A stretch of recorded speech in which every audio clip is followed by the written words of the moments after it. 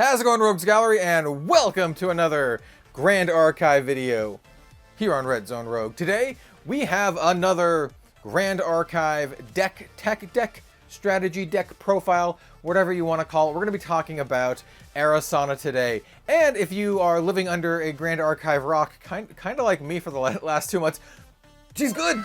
Arisanna is actually good. Not just like okay, but like top tier competitive viable. Yo, our girl, she's no longer a joke, no longer a meme. She is good. And today we're not talking about that water deck with the icebound slams and all that stuff. No, we're going to be slinging some spells because we are doing wind Arisanna. Oh, I'm so stoked. So yeah, and I think we're going to structure this a little bit differently and try out some different stuff. Basically, yeah, it's a deck tech, but I'm going to more or less teach you how to play the deck and how I play the deck. And, you know, instead of just telling you what cards to put in the deck, yeah, sure, there'll be a deck list in the description. So if you want to see a deck list, yo, it's in the description. But we're just going to talk through, like, play patterns and what cards to look out for and all of that kind of stuff. So let me know what you think about this in the comment section down below. And let's start talking about my second favorite girl in Grand Archive. It's Arisanna. Tristan's my first favorite. Ari's pretty close. All right, let's get started. So as I mentioned at the top of the video, if you are familiar with the current Grand Archive metagame, you might be familiar with this deck. This is not a brand new thing that I've brewed myself. This is a Wind Astra Arisanna using Arisanna Astral Zenith and just the insane Polaris to just blast our opponent with a whole bunch of cosmic bolts and just have a grand old time. This is exactly how I personally want to play Arisanna, and I think it is so much fun. It has become quickly one of my favorite decks to play in the game. As you can see, my full foil champion lineage here, and our absolutely awesome Lucky Yuki Polaris. Shout out to a good friend of the channel, Lucky Yuki. She does these awesome like proxy token type cards. Highly recommended. So let's go over our material deck first, then we'll go over what we're doing in the main deck, and then we'll talk about our sideboard options. I want to mention now that the sideboard is dependent on your current meta and what the meta is right now. So this is going to change wildly depending on what you actually need, and we'll talk about what I'm running now, but it's more important to just tailor your sideboard to what the actual meta is and not just copying what this is, though you could do that as well. So yeah, we are running Arisanna, the full Arisanna lineage, because we really care about Arisanna Astral Zenith. This is kind of like the linchpin of our deck. We actually really want to get to level 3 because she's great. Not only do we get the Astra element enabled, and we're running a ton. We're running an absolute crap load of Astra cards in our deck. But her ability is really important because it says once per turn you may pay 0 rather than pay a card's Star Calling cost. Now what is Star Calling? Well, Star Calling is essentially while you are glimpsing, looking at the top cards of your deck with the glimpse ability, if you see a card that has Star Calling, you can play it at that time for its Star Calling cost. But Arisanna says, nah, you can do that for 0, once per turn. Also once on our opponent's turn. So we want to glimpse on our turn, and we want to glimpse on our opponent's turn. Now, level 2 and level 1 Arisanna are also really important because they let us gather twice. And gathering is going to be quite important for this deck because it's really important for Polaris, which is how we don't die. And also how we kill our opponent. Polaris is nuts. So a level 2 Arisanna lets us gather twice, and it has an inherited effect of at the beginning of our end phase, we can sack 2 herbs with the same name and draw a card. Yeah, this can come up every now and then, but I would never do that unless I had a Polaris out. Getting Polaris out is really important. We'll talk about that in just a second. And then Arisanna level 1 is on enter you gather twice. And gathering is you get 2 random herbs, and you can get the herbs through either rolling the herb dice, or you can, you know, use a little thing like this, the little flow chart of herbs. Whatever your choices are, it's all good. That stuff comes in the Arisanna starter deck. So if you wanted the dice or this, it's in the Ari starter deck. And then for this deck, we are running the Fragmented Spirit of Wind, which is really, really good because it basically gives us a mulligan and it gives us a card draw later. So on enter, you glimpse 6, and then you draw 6 cards. So what that does is you're going to look at the top 6 cards and then choose to put them back on the top or the bottom, and in whatever order you'd like. And then you draw them, which means you essentially get to mulligan, which is really important with this deck because you don't want to get stuck with a whole bunch of the Astra cards early. We're going to be fishing specifically for stuff like Dungeon Guide. 3 visits is nice to get at least 1 so you can start drawing cards. We have a lot of card draw, a lot of card draw on the deck. Getting Turbocharge is actually not too bad early as well. And maybe some stuff like Harvest Herbs. Anything with Floating Memory is also quite good. But you're going to be really, really trying to get some Dungeon Guides. Because this deck, you want to get to level 3 basically as fast as you can. We really, really, really need to get to our Astral Zenith Arisanna. And then later, once you are level 3 plus, you can crack your Spirit Shard. So I have another beautiful Lucky Yuki token here. So this is a Spirit Fragment, and it just says sacrifice it, you draw a card. So, you know, when you get your Spirit, you get to get your mulligan, and then you get your Fragment, and then you can cash this in later for a card draw at level 3. But like I said, we want to get to level 3. And there's also other ways to increase our level to level 3 earlier if we need to crack this and draw a card. So keep that in mind. Not too bad. So that is our champion lineage. Now let's talk about the most important card here, and that is Polaris Twinkling Cauldron. So what this does, it's a 0 drop, but that kind of doesn't matter all that much because it says Arisanna bonus, you can activate this card from your material deck, which means you can just play it from your material deck whenever you have priority and on your turn. And if you do, it enters rested. And whenever you sacrifice an herb, for whatever reason, you put an age counter on this. So if you sack herbs for RE2 to draw the card, well then it would get the age counters, which is, you know, pretty good. And then you can activate as playing. You can rest this card and then banish it, and then you deal X damage to all allies.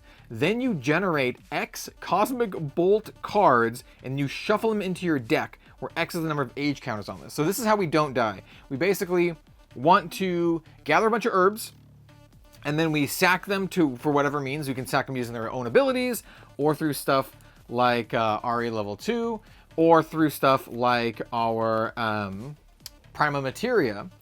But either way, we want to sack them, and then we will crack this, blow up all of our opponent's stuff, and then shuffle a whole bunch of Cosmic Bolts into our deck. Now note, if you make this deck, you will need to get a bunch of Cosmic Bolts and put them in the same sleeve as your main deck, because you literally shuffle them into your deck. I would recommend getting 12 total, 4 in the main deck, and then at least 8 here in our, it's not really a sideboard, just that you have outside of the game. Because, well, the way this deck is constructed, without the herb pouch, we can make 8, basically. We can make 8 herbs reliably. And so that's a good number to have. However, if you decide to run the ingredient pouch, what I call it, herb pouch, if you decide to run the ingredient pouch, which we'll talk about, then you can get more. My version is not running the ingredient pouch. So anyway, this is a key card to the deck. You basically want to make sure that you pop this on an opportune time where you can at least 2 or 3 for your opponent when they have multiple allies on the field. So you can, you know, do that, and then also shuffle in a good number of the Cosmic Bolts. Cosmic Bolt is our win condition, and it's a card that has Star Calling, so it synergizes with Arisanna, and it says you deal 4 damage to any unit, so our opponent's leader, for example, our champion, plus an additional 2 for each card named Cosmic Bolt in our graveyard and banishment. So we essentially just want to Cosmic Bolt our opponent out, play them for free while we're glimpsing. That's the general strategy here. We get to level 3, we Cosmic Bolt our opponent out because we have a bunch of them in our deck from Polaris, or, you know, we have other really, really powerful Star Calling stuff as well. So that's our game plan. Like I said, Spellslinger deck, you bolt them for 4, then you bolt them for 6, then you bolt them from 8, then you bolt them for 10, and they're probably dead at that point. It's really fun. I love this deck. And so yes, Polaris, it's a Proxy's Vault card. Print your own copy, get one, you know, a sweet copy from Lucky Yuki or whatever, but yeah, it's great. Obviously, Grand Crusader's Ring. Draw an extra card. It's really good. This is one to get early on. It's excellent. Backup Charger is one that a lot of people use for in every deck these days. The way that you use Backup Charger, by the way, if you're new to Grand Archive, is you get your Backup Charger, and then before your Recollection step, you activate its ability to banish it. You summon a Power Cell, which is this right here. You summon a Power Cell token that's rested, and then you draw a card into your memory. So it's kind of like a second Grand Crusader's Ring if you have 3 to pay for its cost. So you play it for 0, then you put 3 cards down to do its cost to draw that card, and then you get the Power Cell, and then you recollect, so you get those cards back immediately. That's kind of like the play pattern with Backup Charger. And a Power Cell doesn't matter in this deck, except for that card that I showed off earlier. And if you can get this card, if you can draw this early, the Turbocharger, then getting a Power Cell, then doing the Backup Charger earlier is pretty good. Because this is a 3-drop, but it says an additional cost to activate it, you have to sacrifice a Power Cell, but then you just got to draw 2 cards. So 3 for 2 card draw in Grand Archive is like really, really good. So if you can draw that card early, then activating your Backup Charger is pretty solid. We also really like card draw, even more. Chalice of Blood. This lets you draw 2 cards, but only if your champion has 20 or more damage on them. And yes, that will happen. We're going to get punched a whole lot. The name of the game is to survive until we can kill our opponent with Cosmic Bolts. And so that's really good. Speaking of, we have a Safeguard Amulet, just really, really good for preventing damage against other Spellslinger decks, or Razor Gale, or whatever your opponent's doing. Non-attack damage. This card's amazing. So we main deck that. We also don't really care about elements, or rather, cards with elements in graveyards. So running main deck Nullifying Lantern is really good. There's a lot of decks that care about that, from like fire to water. Nullifying Lantern's really, really good right now. I recommend running it main deck. And next up we have our 2 Astra cards. These are both really, really good. Lunar Conduit is a way to kill our opponent. So it says it costs 1, but it really costs 0. And it says when you activate an Astra element card, you put a charge counter on this, and you can pay 3, and then you rest it, and as a spell, you deal damage equal to a unit to the number of charge counters on it, then you take a charge counter off. So you basically just want to play a whole bunch of Astra cards, and then you dome your opponent with your Lunar Conduit. It's another way to win the game. It's really good.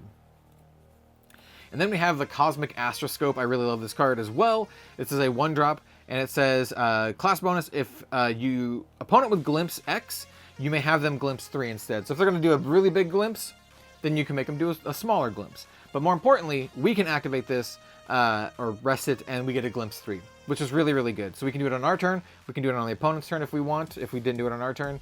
But it's really solid, and it's how we get that repeatable Glimpse to kind of get our free Astra casts and to blow up our opponent. So, yeah. And so that is our, standard material deck. Your other option is Ingredient Pouch, which is a 0-drop class bonus. You can pay 1 and then rest it, and you just gather. So you get a random herb. And so I see some decks do this, so you can just kind of get as many herbs and stack up the herbs and all that kind of stuff. I think it's a decent option. I like what I'm rocking now with all the card draw and then our defensive options. But I think Ingredient Pouch is a good option. So you can kind of play around with it and find out if, getting the herbs from Arisanna and from our other Gather Herb card, Harvest Herbs, is enough for you. And if it isn't, well, hey, you got an Ingredient Pouch. And then don't forget to have all your herbs. All this stuff comes, like I said, this stuff all comes in the Arisanna starter deck. Ingredient Pouch comes in the starter deck. So starter deck is a good way to start this deck. Fancy that. All right, let's talk about, let's kind of like gather this up. Haha, haha. And then we're gonna start talking about the actual main deck. So you kind of have a gist of what the deck is doing, right? We basically just want to survive long enough to Cosmic Bolt our opponent to death. That's what we're doing. If you like blasting the opponent's face for a bunch of spell damage, hey, this is the deck for you. All right, so what are we rocking here? So I think what we should do is we'll talk about our Astra Element cards last, because they're very important, but we need these other cards to not die. And a lot of these cards do essentially the same thing, except for Dungeon Guard. Dungeon Guard's cracked in this deck. So Dungeon Guide just lets us level up our champion when we wouldn't be able to otherwise. And one of the big weaknesses of this deck is we burn through our cards really quickly through Dungeon Guide and leveling up Arisanna. And so a couple things to note, that any card with floating memory is very good. We really care about floating memory, and we have a lot of floating memory in the deck. Between our 4 Gentle Respites, we have Fast Cure as floating memory, Harvest Herb as floating memory, Scatter Essence as floating memory, and we are rocking some of the sideboard too. So yeah, just keep that in mind. We're going to be burning through our cards pretty quickly to level up, and Dungeon Guide is really good. We also have a lot of card draw to help balance that out.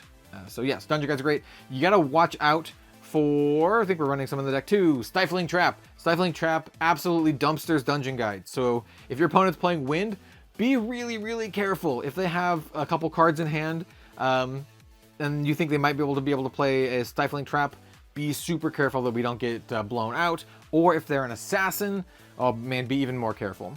Because Stifling Trap can be played from their memory without the reserve cost if they have 2 prep counters, if they're an assassin.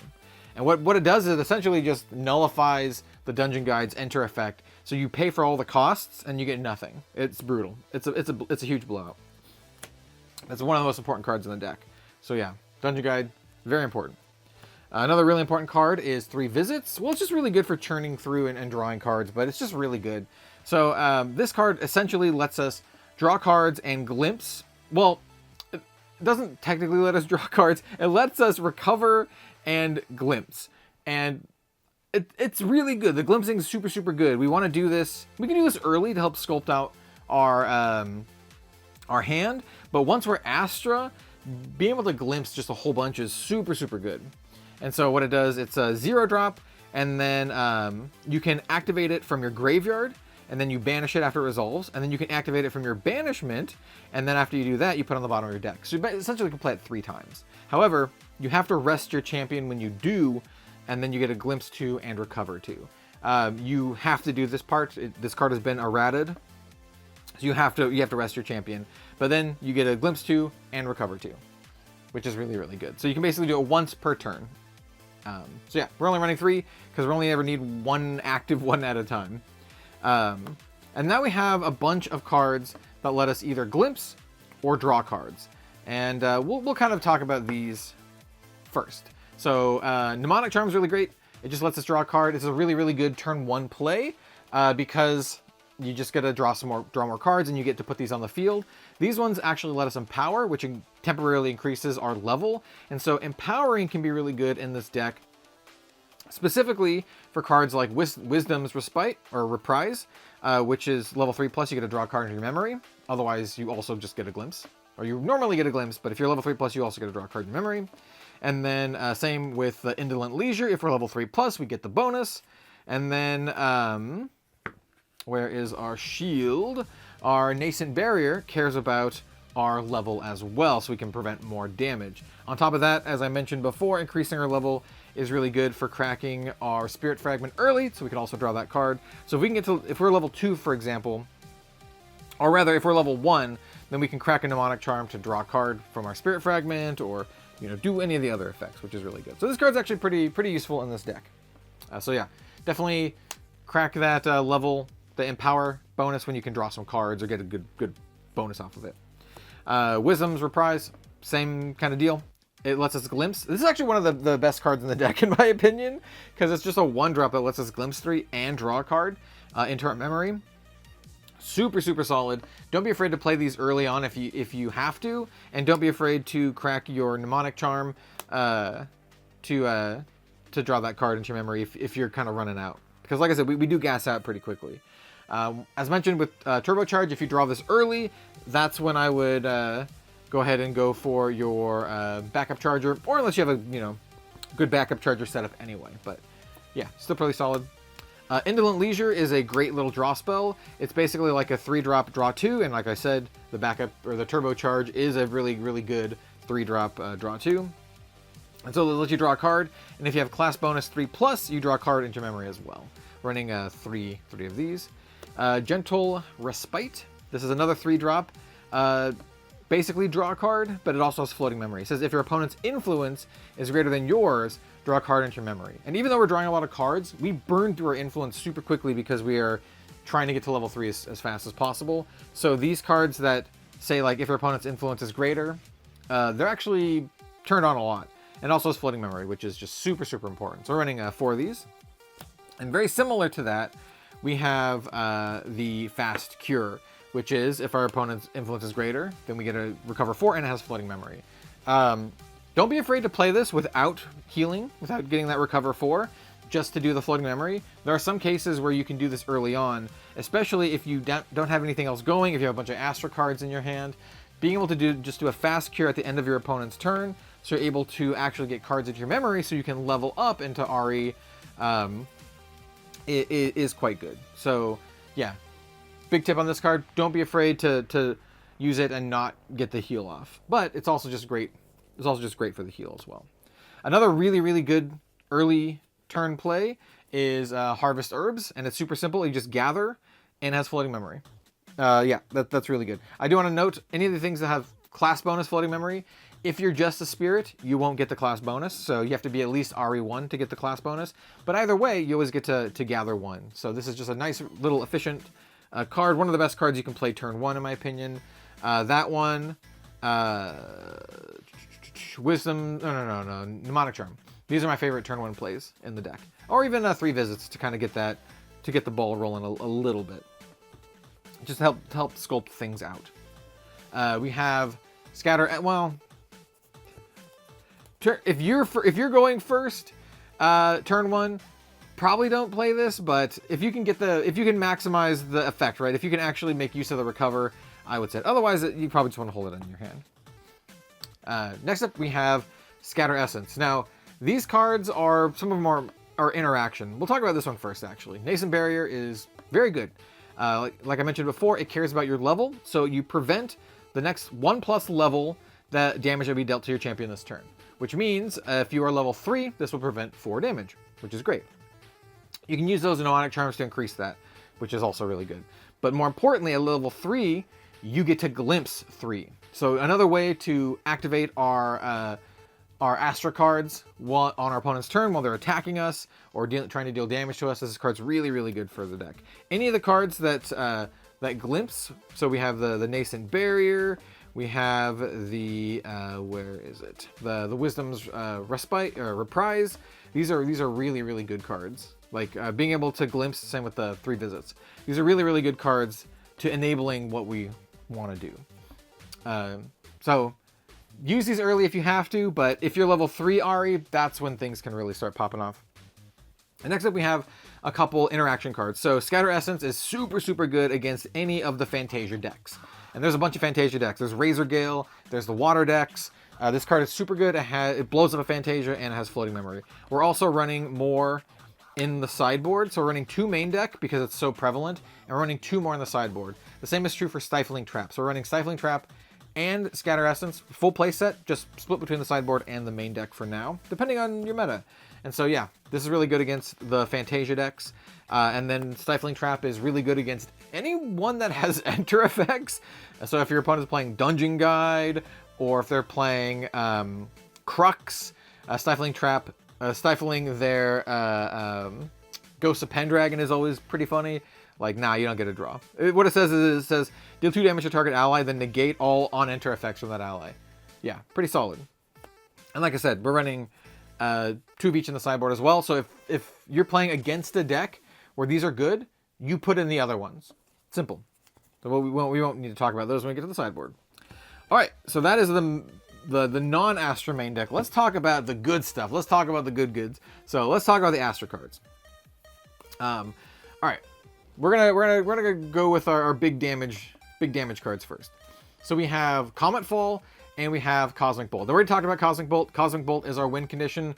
We're running 4 in the main deck, obviously, and we're shuffling a lot more in with our Polaris. This is our main win condition. This is how we kill our opponent. We have almost no allies in the deck. We just have the Dungeon Guides. This is how we kill our opponent. We can also kill our opponent with Comet Fall. So Polaris is really good at wiping the board. Comet Fall, also pretty good at wiping the board. It's a 5-drop normally, but it has Star Calling 2, so you can play this while you're glimpsing for 2, if you have the Astra element enabled, or for 0, if you haven't done it yet already with Ari. So what it deals 3 damage to all non-Astra element units. So our opponent's champion, our opponent's board, just good stuff. Class bonus 4. It actually does 4 because we will always be Arisanna. So basically it does 4 damage to everything. It's really, really good. We're running 4 on the main deck. This is one of the best ones to see. Comet Fall is just such a big deal in this deck. This is one of the first cards I want to see usually when I get to level 3, so I don't die. So I blow up all their stuff. 4 damage is quite a lot in Grand Archive. And I do want to mention now, where is the Prima Materia? So Prima Materia is synergized with both of those cards. So it's a 4-drop, and it has an Arisanna bonus, brew 4 herbs with different names. So you need 4 herbs with different names, and then you can brew this, which is really good, and it has an activated effect of you just draw a card into your memory. However, if it was brewed, the next time an Astra element source we control would deal damage to 1 or more units, it deals that much plus 3 instead. So it turns our Comet Fall from a 4 into a 7. Same for the Cosmic Bolt, turns a base Cosmic Bolt from 4 into 7. Really good. It's kind of hard to activate the Prima Materia, to brew the Prima Materia in our deck. We're only running 2. It's also a unique item, so you can only have 1 out at a time. But once you get 1 out, it's pretty solid. Being able to draw an extra card every single turn is really, really good, and then getting that extra effect is really good. Now, once again, I want to mention, with the way the deck is constructed now, we only have 8 herbs. So we have the 4 from Harvest Herbs, and then we have the 4 from our 1 and 2 Ari. Those are the only herbs we have in this deck because we're not running the ingredient pouch. So just keep that in mind. We only have 8 herbs total. And there's a good chance you might, depending on how things go, there's a good chance you might have already sacked them and popped your Polaris by the time you get to this point. Otherwise, you're great. If you can have Polaris out and do the Prima Materia, that's amazing. You get the 4 counters on Polaris, and then you get the Prima Materia, and then you're cooking. You're cooking real good. But yeah, it's a solid card. Once again, don't be afraid to play this just for 4. And then get the card draw. All right, what else do we want to talk about next? Let's talk about the Astra Sight. Super simple card. It's just a 0-drop, fast speed, star calling 0, and it says glimpse 1, then draw a card. It's super good. You can actually chain these together, so you can Astra Sight, and then if you get like a bunch of junk in Astra Sight, then you can star calling the Astra Sight. It costs 0, so you don't have to use your Ari's effect. And then you get to glimpse 1 and then draw a card. So if you glimpse into another star calling card, well, then you can play that star calling card. So you can kind of like chain them together. This is just a really, really nice card. It's a fast speed, so you can do it on our opponent's turn if we want to. Yeah, so this is just a really good one. Churns through our deck. And also just helps us do more Astra star calling stuff. The final 2 cards are more interaction. Astral Seal is crazy good. It's a 3-drop, and it just says negate target card activation, so it's basically a counter spell. If your opponent tries to activate or play anything, you can negate it, and then you banish that card if it was negated. Super, super good. Doesn't even go into their bin, so they can't do floating memory stuff. It's great, and they can't get it back with other effects. It also has class bonus. It costs 3 less to activate if it targets an activation of a card with the same name as a card in any banishment. So that counts yours as well, if you happen to have any double ups. But if they also happen to have any other cards in their banishment, it's free. So yes, very, very good. This card is a fantastic card to just have in your hand on a turn when you think you can kill your opponent, when you're trying to blast them down with like Cosmic Bolts or our Comet Falls. And then having like an Astral Seal backup is just super, super good to counter whatever they're trying to do. So yeah, we're running 4. And then the final card is Spell Shield Astra. So this is a 2-drop. It says 4, but it only costs 2. And it says the next time we would be dealt damage this turn, prevent that damage, and then we glimpse X, where the X is the number of damage prevented this way. Once again, if you got to do it, don't be afraid to do smaller numbers. Obviously, it's better to prevent more damage. If your opponent's coming in with a big old Icebound Slam and you Spell Shield Astra and glimpse like a crap load, oh, that's good. we're absolutely cooking. And then you just dome them in the face with your Cosmic Bolt or something that you get from it. But yeah, just a really, really solid card. And then finally, before we end the video, let's talk about what I'm rocking in my current sideboard. And like I said, the sideboard, it's all very, very subjective and up to whatever the meta is. Like a start right here, she's really good at nullifying our opponent if they're trying to cheat stuff into play. So she basically says, if an object would enter the field under an opponent's control from anywhere except from the effect stack, you banish it instead. And she's also just a 2/4 with fast activation. So if they're trying to cheat stuff into play, this is a really good option to kind of like side in. We have another Prima Materia. Honestly, you could swap this out for anything else. I just had an extra one and I put it in. Meteor Strike. So if our opponent is playing really big, annoying stuff, Meteor Strike is really, really good. So this is a card with Star Calling, but it does a different effect depending on whether you Star Call it or not. So if it is being Star Called, it deals 3 damage to all units except for my champion. Otherwise, if you just play it for the raw cost, you just blow up a non-champion object. Really, really good at just blowing up Fantasias or just any big ally or anything like that. Meteor Strike is really solid for any opponent running like a board-based deck. Yeah, it's a pretty solid one to side in every now and then. And then we have Blanche. We've already talked about Scatter Essence and the Stifling Tramp. Blanche is really good at preventing non-attack damage. So any other deck that's a Spellslinger deck, any mages, other clerics, Razor Gale type stuff, Blanche is super, super good at that. So yeah, we sometimes side in the Blanche against those particular decks. Astardi, I don't think you really need 4 here. So if you wanted to make some cuts and you're like, oh, I want to put some other stuff in here, Astart and Prima Materia are ones that you could cut for some more varied options and interaction. I do think Blanche is quite good against those non-attack damage decks. Scatter Essence is really, really good right now, as is Stifling Trap. And then, yeah, Meteor Strike's just kind of like a catch-all. And so I hope that gave you a good idea of how this deck is played and some of the cards that I'm running. There's some newer cards in the Alchemical Revolution Ultra Edition that you can consider running. Some of them require more herbs. So like, I think it's called Horticounter, requires a bunch of herbs. And so if you're going to do that, then you might want to consider putting in Ingredient Pouch. As this deck is now, I kind of like where it is. But yeah, this is a deck where we draw a bunch of cards and try to get to level 3 as soon as possible. It's a pretty controlling deck. We have a lot of ways to prevent damage, heal some life, draw some cards, and then, yeah, we get to level 3, and then we go to town. Dude, it's so much fun. Just glimpsing cards from the top of your deck, being like, ooh, well, this would be a bad glimpse. But, like, if you were glimpsing, and then you got, like, any Star Calling card is awesome. It's super fun. I'm so glad that this deck is good now. Basically all due to Polaris. Polaris is one hell of a card, so definitely recommend trying it out. You do have some other budget options too. If you don't have a Grand Crusader ring or a backup charger, you have some options in there. But at the end of the day, I really like this deck, and yeah, thank you for watching. Maybe like and subscribe if you haven't already. I really appreciate it, and let me know if you got your own sweet Ari brew. Let me know in the comments down below. But until then, I'm gonna be playing with my lovely Astra lady, and yeah, we'll see you later. Bye.